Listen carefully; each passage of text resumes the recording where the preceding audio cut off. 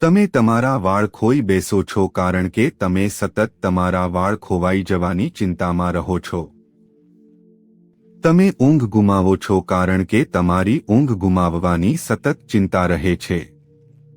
તમે તણાવ અનુભવો છો કારણ કે તણાવમાં આવવાની સતત ચિંતા તમને ઘેરી વળે છે.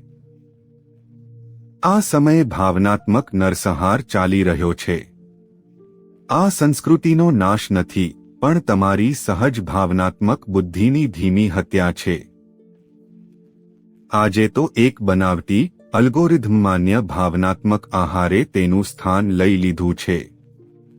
અને હવે તો તે એક પગલું આગળ વધી ગયું છે. તેમ છતાં તમારા ફોનથી તો તેઓ માત્ર તમારી ક્રિયાઓ, તમારી પસંદ વિશેની માહિતી એકત્ર કરે છે. તેઓને તો માત્ર એટલું જ જ્ઞાન હોય છે કે તમે તમારા ફોન સાથે શું કરો છો. પણ વિચારો કે સ્માર્ટ ચશ્મા.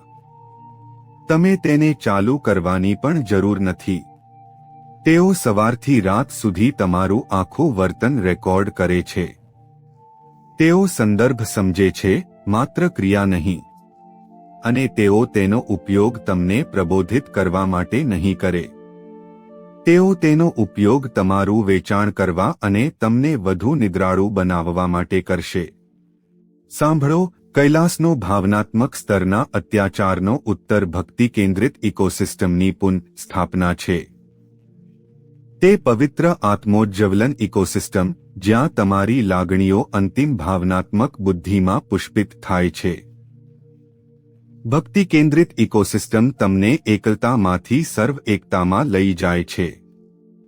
તે તમારી લાગણીઓને અંતિમ સુધી ખીલવાનું કારણ બને છે.